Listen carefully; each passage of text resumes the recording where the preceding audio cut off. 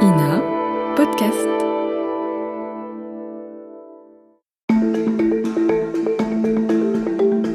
Qui a encore envie d'être maire aujourd'hui ? Et oui, les municipales arrivent à grands pas et pourtant dans certaines communes, ça ne se bouscule pas au portillon pour briguer le fauteuil d'élu. Rendez-vous compte, depuis les dernières municipales en 2020, il y a eu 2400 démissions de maires, 57 000 sièges de conseillers municipaux sont actuellement vacants. Le maire est pourtant, selon les sondages, l'élu préféré des Français et de loin. Pas suffisant, manifestement, pour soulager le malaise généralisé de ces élus de première ligne. Une déprime qui ne date pas d'hier, certes, mais qui, et c'est là l'inquiétant, grandit. Mais pourquoi ? Est-ce la faute de l'État ou bien de nous aussi, administrés ? Comment faire pour aider nos élus, leur redonner foi et raviver l'engagement citoyen ? Tout ça, on en parle avec vous, Benjamin Morel, bonjour. Bonjour. Constitutionnaliste, maître de conférence à l'université Panthéon-Assas. Votre étude « Conseils municipaux renoués avec l'engagement citoyen » vient d'être publiée aux éditions de l'Aube. C'est de plus en plus dur d'être maire en France aujourd'hui, Benjamin Morel ? En tout cas, c'est pas simple. Force est de constater qu'aujourd'hui, on a des problématiques qui sont quand même croissantes. Vous avez une capacité d'action qui est de plus en plus réduite et qui plus est, vous avez une reconnaissance de la population qui, même si le maire reste évidemment l'élu préféré des Français, est de plus en plus limitée avec un sentiment qu'au fond, la politique ne sert plus à rien. Donc en effet, c'est de plus en plus une fonction difficile à assumer. Ouais, on va entendre tout ça et puis développer tout ça avec vous, bien sûr. Mais d'abord, on commence, comme chaque semaine, par un récit en archive et puis on se retrouve juste après. Je m'appelle Théophile Cosset et vous écoutez Le Temps de l'Actu, un podcast de l'INA et de l'université Panthéon-Assas. C'est parti. Qu'est-ce que c'est que ce problème ? Il y a un sujet un petit peu complexe pour le débattre en 2 minutes. Enfin, pardon, on n'est pas à l'université. Enfin, je veux dire, excusez-moi. Et le monsieur, qu'est-ce qu'il en pense ? The yes needs a no to win. Again the no. Réfléchissez bien. Et surtout, faites réfléchir autour de vous. Et j'attendais, je ne vous le cache pas, ce moment avec un peu d'impatience. Le Temps de l'Actu. Le malaise des maires, c'est simple, ça fait plus de 30 ans qu'on en parle. France 2, 1995. À la veille des municipales, on parle beaucoup cette année de la déprime des maires. Certains renoncent parce qu'ils n'ont plus envie d'être mis en examen pour la moindre peccadille, disent-ils. D'autres parce qu'ils s'aperçoivent qu'ils ne peuvent réaliser ce qu'ils avaient imaginé de faire. À l'époque, ce qui revient surtout, ce sont les problèmes de budget, particulièrement dans les petites communes. Les mairies doivent entretenir les routes, le patrimoine, faire tourner la cantine scolaire. C'est cher, trop lourd pour les porte-monnaies de certaines municipalités. Cette année-là, près de 40% des maires ruraux choisissent de ne pas se représenter, sans parler de ceux qui démissionnent carrément en plein mandat. 1996 cette fois. Jean-Pierre Louvion ne terminera pas son 2e mandat de maire. Après 6 années à la tête de la petite commune de Berthecourt et Pourdon, il décide de ranger son écharpe tricolore et de jeter l'éponge. Lui et ses 3 adjoints ont décidé de démissionner car la charge de maire est devenue aujourd'hui insupportable. Ma mission est de plus en plus difficile. Les élus administrés demandent aujourd'hui beaucoup, demandent trop. Les gens veulent tout, même l'impossible. Berthecourt et Pourdon, c'est 487 habitants, c'est 11 km de voirie, lui coûte 8 millions de francs par an. L'aide sociale, le service incendie et le coût d'une secrétaire de mairie, et voilà le budget de la commune entièrement dépensé. Oui, et quand on creuse, on se rend vite compte que ce malaise, il ne vient pas que des questions budgétaires. Certains élus subissent aussi au quotidien une forte pression psychologique. Écoutez, au début des années 2000, les langues se délient. Les charges sont extrêmement lourdes. Et je considère souvent, malheureusement, que le maire est un petit peu la décharge à problème de tout le monde. Et in fine, c'est toujours sur le maire que ça revient. À force d'entendre les gens qui vous disent que ça ne va pas, on finit par se sentir coupable de ce qui ne va pas. Et ça aussi, ça devient un petit peu lourd à gérer. Et à force de prendre des coups, ça finit par faire mal. Et on craint les coups suivants. Le maire, il doit tout entendre. Il doit se laisser faire, ne pas réagir, ne pas répondre. Et puis c'est vrai que ce qu'on vit depuis quelque temps, les attaques, les insultes, je m'y attendais pas du tout. Je veux dire, j'étais pas prête pour ça. Et c'est vrai, depuis quelques années, les difficultés et tensions auxquelles font face ces élus ont monté d'un cran. Il y a les menaces, de plus en plus, et parfois sans équivoque. Archive de 2021. La maison du maire est intacte, mais le garage garde les traces de l'incendie. 2 voitures ont brûlé dans la nuit de lundi à mardi. Une explosion a réveillé Bernard Denis. Quand je suis arrivé dans la salle de bain, j'ai vu un peu de la lumière rouge qui était dehors, donc j'ai regardé et j'ai tout de suite vu qu'il y avait le feu dans les voitures, dans le garage. Au petit matin, il découvre 2 tags sur son mur. Devant ma maison, donc c'est marqué le maire soutient Macron, à mort, Zemmour président. Voire même des agressions physiques extrêmement violentes, sujet cette fois de 2023. 23 mai 2021, Jean-Claude Girard se promène près du canal de Bourgogne lorsqu'il croise un jeune homme qui circule en quad. Le maire intervient et lui signale la dangerosité de sa conduite. Je lui dis non mais il ne faut pas rouler comme ça dans la commune, il y a des enfants, c'est pas prudent. Et tout de suite le pilote du quad se braque en me disant monte debout sur le quad pour me toiser et me dit mais qui tais-toi pour me parler comme ça. De manière posée, je lui réponds je suis le maire de la commune chargé de la tranquillité publique. Et là il me répond tout de suite j'en ai rien à foutre, je descends, je te casse la gueule. Je prends un coup de pied dans le pectoral et à ce moment-là je prends un coup de barre de fer derrière la tête au niveau de la nuque et je perds connaissance. L'an dernier en France, 2265 plaintes pour violences contre des élus ont été recensées, soit une hausse de 32% par rapport à 2021. Alors est-ce la raison pour laquelle on n'a jamais autant enregistré de démissions de maires ces dernières années ? Peut-être, mais pas seulement, selon le politologue Martial Foucault, interrogé sur France Inter en 2023. Je suis, moi, dans l'incapacité totale de faire un lien entre augmentation des violences et démission, ou décision de ne pas se représenter. Ça joue, mais je crois que la raison principale, elle est ailleurs. Alors, elle est où, la raison Elle est sur une difficulté de concilier la fonction de maire et une vie professionnelle. Je rappelle qu'un maire sur 2 a une activité professionnelle en parallèle, et la conciliation de la fonction de maire avec une vie personnelle. Muriel et en Fabre, particulier pour les nouveaux maires. Soit. Mais alors, comment redonner du courage et de la foi à nos élus de proximité ? La nouvelle réforme du statut de l'élu local peut-elle changer les choses ? Les municipalités sont-elles en train de craquer ? On en parle dans le temps de l'actu. Avec vous, Benjamin Morel, déjà une réaction peut-être aux archives qu'on a entendues ? Oui, une réaction, c'est-à-dire qu'on voit que la situation n'est pas nouvelle et qu'en réalité, la richesse d'avoir 34 000 communes aujourd'hui, c'est qu'on a un maillage communal, on a une proximité démocratique. La difficulté, c'est que bien souvent, pour les maires, la tâche de maire est très très lourde et que vous devez trouver non seulement des maires qui acceptent d'intervenir et d'être pris dans une logique d'implication quasiment à temps plein, et de l'autre côté, vous devez en trouver beaucoup.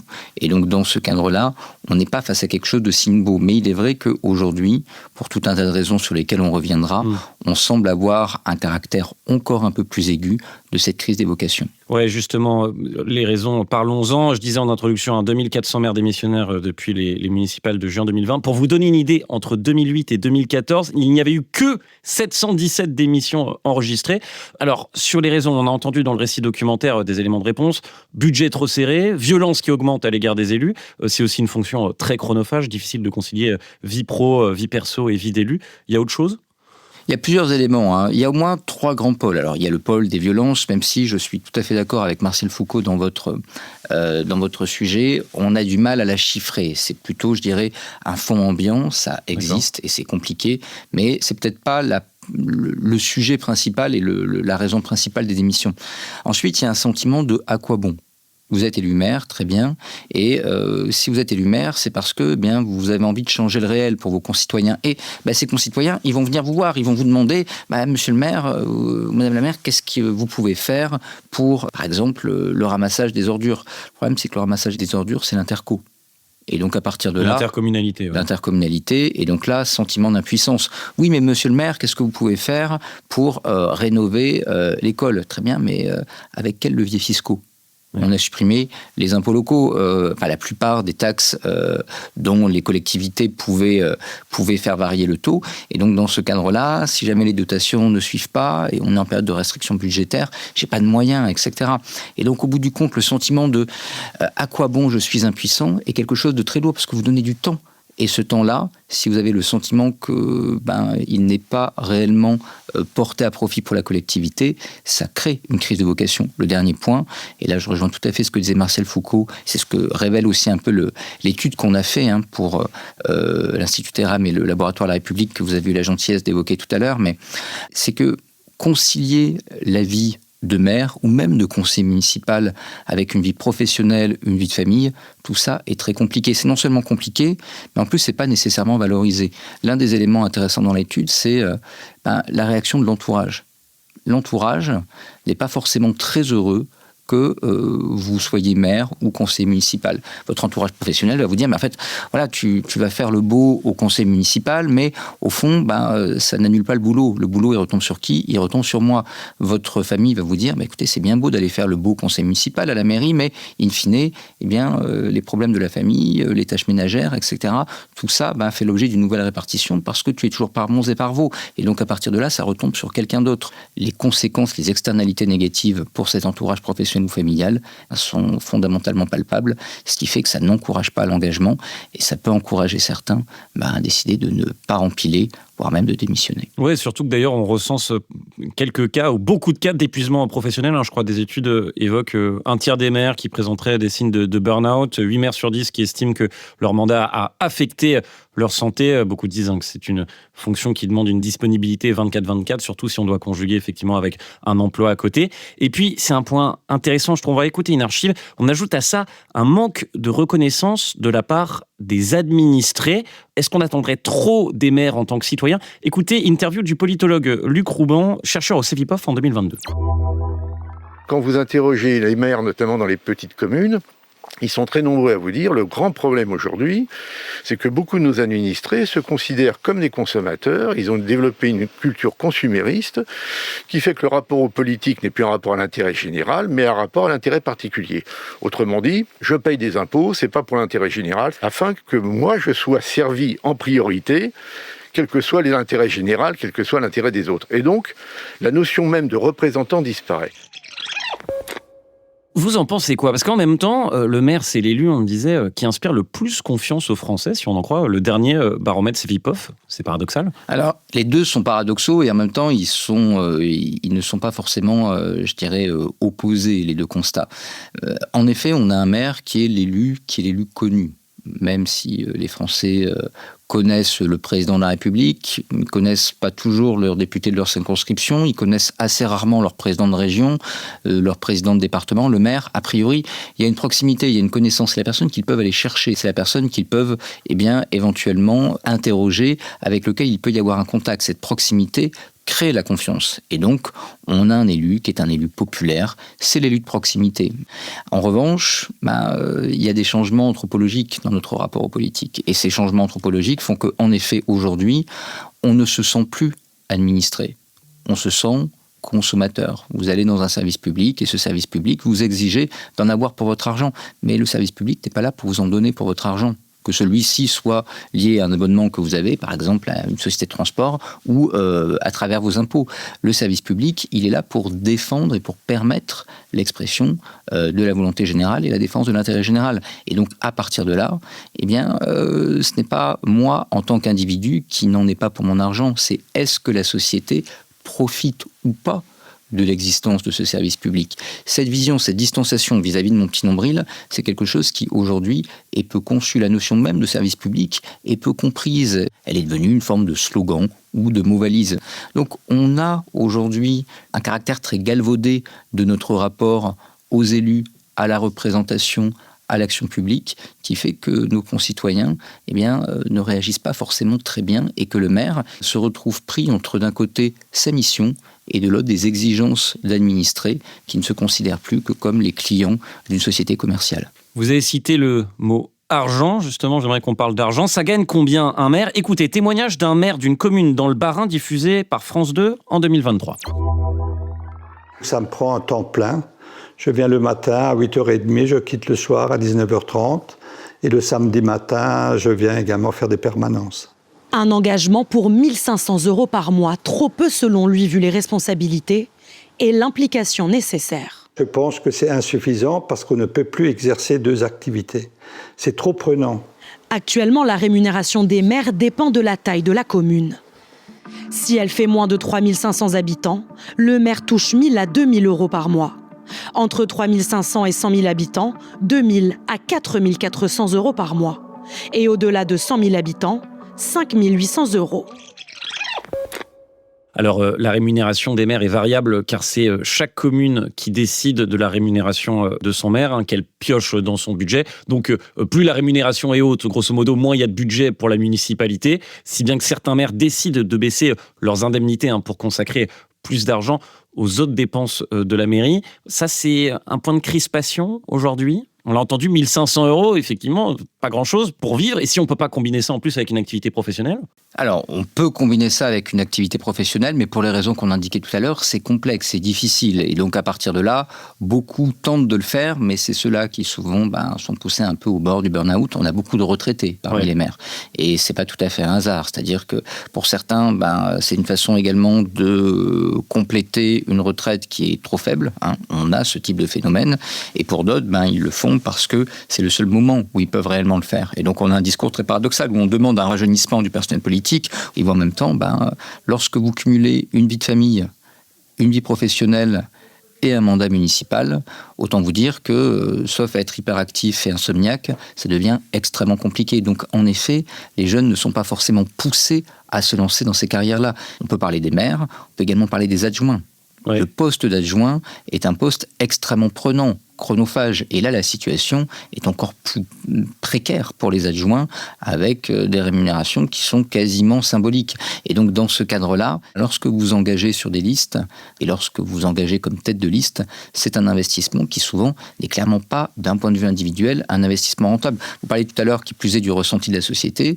En plus, on va vous reprocher de chercher le pouvoir pour le pouvoir. Une partie de nos concitoyens considèrent que quand vous êtes élu, vous vous en mettez plein les poches et que vous êtes trop payé. Or là, on voit que ce n'est pas le cas. Donc en plus, la réception sociale est très négative en la matière.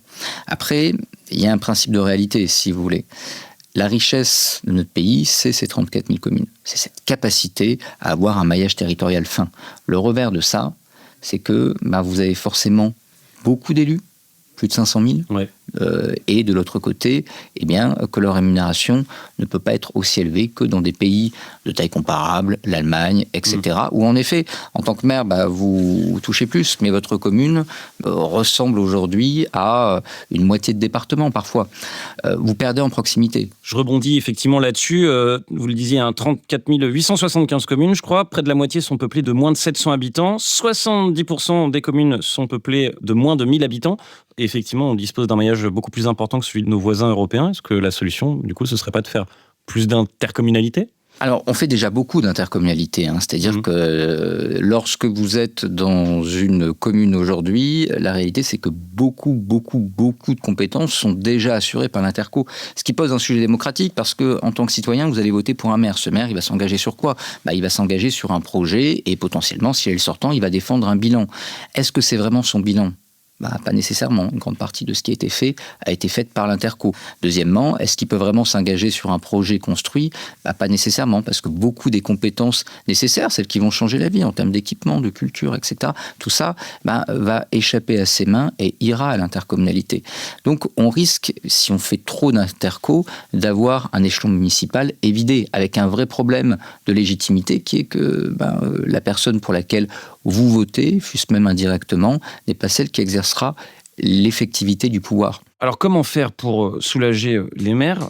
Quel levier possible ? J'aimerais qu'on fasse un zoom sur la réforme du statut d'élu local, loi adoptée en décembre 2025, c'est très récent. Elle contient quoi, la mesure ? Alors il y a plusieurs éléments, c'est-à-dire qu'on est sur un continuum. Déjà, il y a des éléments relatifs à la rémunération, la reconnaissance des élus. Plus d'indemnités. Et vous avez des éléments également très importants relatifs à la sécurité juridique des élus. On a des élus qui, en fait, sont en première ligne. Le président du Sénat, Gérard Larcher, aime beaucoup dire qu'ils sont à portée de baffe. Je crois que c'est quelque chose qu'il faut entendre, évidemment, au regard des violences, mais au regard également de la capacité qu'on a à engager assez facilement la responsabilité des maires, des élus, sur des sujets de responsabilité civile, de responsabilité pénale, etc. Là, il y a une forme de couverture qui permet d'appuyer, de soutenir les élus. Il y a également des points qui ont été développés ces dernières années relatifs à la formation des élus. C'est un point important parce que souvent vous avez un sentiment à la fois d'illégitimité des élus par rapport au mandat qui va être le leur, et puis dans un premier temps, et c'est bien normal parce que le Code général des collectivités territoriales, bon courage pour le comprendre, eh bien d'amateurisme qui peut les mettre en danger et qui peut les mettre en difficulté. Ou devenir un expert de la voirie ou de la cantine scolaire alors qu'on n'a jamais fait ça de sa vie. C'est ça. Ouais. Et là, il y a une grande inégalité entre les petites et les grandes communes. C'est-à-dire que dans une grande commune, on pense, et tout à l'heure vous parlez des rémunérations, dans une grande commune, on a le sentiment que le maire a plus de responsabilités, que donc il est plus exposé, etc. En fait, c'est pas si vrai. Dans une grande commune, vous avez des services techniques, juridiques, administratifs, qui fait qu'en fait, vous donnez des ordres, vous faites de la politique. Et vous faites de la politique, et vous avez ensuite, théoriquement, des leviers qui répondent. Dans une toute petite commune, vous êtes tout seul avec le ou la secrétaire de mairie. Et la plupart du temps, pour arriver à gérer des éléments aussi complexes que, vous l'évoquiez, la voirie, l'ordre public, qui a été évoqué, tout ça est évidemment extrêmement complexe, extrêmement risqué. C'est à ça qu'on essaie de pallier ces dernières années de loi en loi, qui vont plutôt dans le bon sens, avec quand même, selon moi, un point aveugle, qui est qu'il n'y a pas que le maire. C'est-à-dire que le maire, et je ne mésestime absolument pas son poids et son importance, mais le maire n'est pas tout seul. Derrière, vous avez les adjoints qu'on évoquait, et vous avez tout bêtement les membres du conseil municipal. Le 25 février, il fallait déposer les listes en mairie. Ces listes, si elles ne sont pas complètes dans les communes de 1000 habitants ou plus, eh bien la liste n'est pas reçue.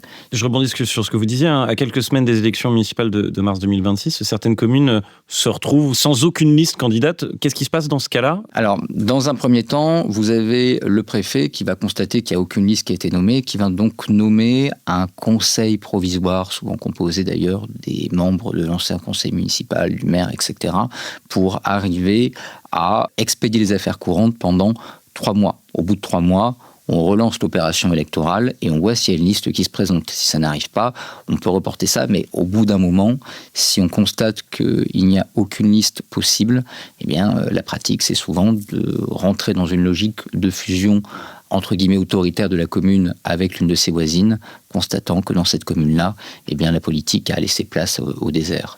Prévu dans la réforme du statut de l'élu local, loi adoptée en décembre 2025, il y a aussi, je crois, les mandats comptent pour la retraite, aide financière pour la garde d'enfants, pour un arrêt maladie ou pour une maternité, allocation de fin de mandat aussi étendue à 2 ans pour aider les maires sortants à se réinsérer, un petit peu comme s'ils étaient au chômage. Est-ce que tout ça, c'est des bonnes méthodes ? Ça peut redonner une attractivité au mandat d'élu ou on se trompe un petit peu de cheval de bataille ? Non, dans l'étude que vous avez mentionnée tout à l'heure, on voit ça. C'est-à-dire qu'on voit notamment que si les jeunes ne s'engagent pas, c'est parce que quand vous êtes parent, c'est compliqué, complexe. Que de l'autre côté, si on ne s'engage pas, eh bien, c'est parce que professionnellement, ce n'est pas forcément bien vu. C'est ce qu'on évoquait tout à l'heure. Donc, à partir de là, c'est plutôt une voie qui est une voie intéressante. La question, c'est est-ce qu'elle est suffisante ? Probablement pas. C'est-à-dire que ça facilite les choses, clairement, mais je dirais que le climat est beaucoup plus large, les difficultés sont beaucoup plus grandes, et elles touchent au sens. C'est-à-dire que, très bien, je vais faire garder mon gosse par quelqu'un parce que je suis au conseil municipal ou que la commune a besoin de moi, mais pourquoi est-ce que je ne suis pas avec lui ? Pourquoi est-ce qu'au fond, j'ai besoin de ça ? La quête de sens dans le mandat, elle est en fait le cœur nucléaire de la chose. Et ça, pour l'instant, on essaye d'y répondre. On parlait de l'intercommunalité tout à l'heure, on a assoupli les cas de l'interco. Il faut sans doute aller dans ce sens-là. Néanmoins, c'est une question beaucoup plus vaste et beaucoup plus lourde. Et pour raviver ce sens, est-ce que, alors c'est peut-être une question idiote, mais est-ce qu'il ne faudrait pas augmenter les dotations de l'État, donner plus de budget aux maires pour gérer leur commune ? Je pose la question parce que la taxe d'habitation a par exemple été supprimée progressivement depuis 2020. C'était une promesse de campagne d'Emmanuel Macron. Eh bien, figurez-vous que 40% des Français seraient favorables à ce qu'elle soit rétablie, selon une étude de la Fondation Jean Jaurès et d'Opinionway publiée le 9 février dernier. C'est pas anodin, c'est plutôt rare pour être mentionné. Une taxe alors pas une majorité, mais en tout cas beaucoup de Français souhaitent qu'elle revienne. Écoutez cette archive, la suppression de la taxe d'habitation, les maires s'en inquiétaient, reportage de France 2 dans le Rhône en mai 2017. Mornan, bientôt 6000 habitants et une démographie à la hausse. Avec ces nouveaux logements en construction, la commune comptera bientôt 150 administrés de plus. Parce que derrière, il faut mettre des écoles, il faut mettre du service. Donc, quand on se développe, il y a des coûts induits. Et la taxe d'habitation sert notamment à financer ces coûts induits. Avec son conseil municipal, le maire a fait ses comptes. La taxe d'habitation, c'est la moitié des recettes fiscales de la commune. L'État devrait verser une compensation financière, mais les élus s'interrogent sur son montant. Dans nos petites communes, on essaye de gérer un sou le sou, quoi. Et aujourd'hui, on n'a aucune visibilité sur cette réforme. Et déjà, on a subi rythme scolaire, baisse des dotations de l'État. Le problème, on en revient au point de départ, est-ce que c'est pas tout simplement que les maires n'ont pas assez d'argent pour gérer leur commune, qu'on leur demande de, en gros, vider un océan à la petite cuillère trouée et qu'ils n'en peuvent plus ? Alors, il y a deux sujets, c'est-à-dire qu'il y a le sujet de l'argent qui est à la disposition des communes. Il n'y a pas non plus des dotations qui sont si ridicules, il y a une capacité d'agir, le problème c'est qu'elle est parfois un petit peu mal répartie. L'égalité territoriale implique notamment ce qu'on appelle la péréquation. Cette péréquation, elle est organisée par l'État au niveau national et cette péréquation, elle permet que les communes les plus riches, Neuilly-sur-Seine, payent pour les communes les plus pauvres. Le problème de cette péréquation, c'est qu'elle est fondée sur des valeurs cadastrales qui datent des années 1970 et que vous avez tout un tas de facteurs qui fait qu'il n'y a sans doute pas 3 personnes dans ce pays qui savent exactement comment est composée, par exemple, la dotation de péréquation. Pourquoi ? Parce qu'en fait, personne aujourd'hui ne veut bouger ça, parce que tout le monde considère que le truc est tellement habitable que, si jamais on devait changer ça, il y aurait forcément des perdants, et tout le monde a peur d'être le perdant. Ensuite, il y a eu également beaucoup de recrutements de fonctionnaires territoriaux, notamment au début des années 2000, qui font qu'aujourd'hui, la masse salariale de beaucoup de collectivités territoriales donne des marges de manœuvre qui sont plus réduites. Alors quand l'État peut y pourvoir parce qu'il a de l'argent, on a une hausse des dotations. Le jour où l'État essaye de serrer le vis, et aujourd'hui on en est là, forcément vous avez des dotations qui sont moins grandes, et derrière, comme vous avez des frais de fonctionnement qui sont fixes, avec beaucoup de masse salariale, etc., vous rognez sur l'investissement. Ensuite, il y a la question des taxes que vous évoquiez. En France, on a une tradition de l'autonomie fiscale. Et on a une vraie décentralisation fiscale. La taxe d'habitation témoignait de ça. J'ai un niveau de collectivité qui dispose d'impôts relativement universels avec l'arme du taux. Et c'est ce que j'évoquais tout à l'heure, ça permet de mener des politiques publiques. Je fais le choix d'augmenter le taux, et en augmentant le taux, de développer des politiques publiques où je décide de baisser le taux. Mais dans ce cas-là, je renonce à certaines politiques publiques. J'ai un arbitrage qui peut être fait, d'une vision de ce que doit être la commune au regard de ses ressources et des actions qui sont les siennes. La suppression des différents impôts locaux avec une vocation plus ou moins universelle ces dernières années a été là-dessus un vrai coup porté à cette autonomie fiscale des collectivités territoriales. Et ça, c'est plutôt dommageable. L'enquête que vous citiez tout à l'heure donne un peu d'espoir parce qu'en effet, d'un point de vue économique, ça se discute. La taxe d'habitation était très inégalitaire en réalité. Donc, d'un point de vue purement économique, la supprimer pouvait avoir du sens. Mais d'un point de vue démocratique et du point de vue de l'autonomie fiscale des collectivités, c'était clairement une erreur. Peut-être est-ce qu'on reviendra dessus un jour. L'avenir le dira. De quoi se nourrit le malaise des maires ? Comment y remédier ? On a les cartes en main en tout cas pour y voir plus clair grâce à vous, Benjamin Morel, constitutionnaliste, maître de conférence à l'université Panthéon-Assas. Je rappelle votre étude Conseils municipaux, renouer avec l'engagement citoyen qui vient d'être publié aux éditions de l'Aube. Merci à vous pour vos éclairages. C'était Le Temps de l'Actu, un podcast de l'INA et de l'université Panthéon-Assas. Si ce podcast vous plaît, abonnez-vous, mettez des étoiles, des commentaires et parlez-en autour de vous. Et moi je vous dis salut et à la semaine prochaine.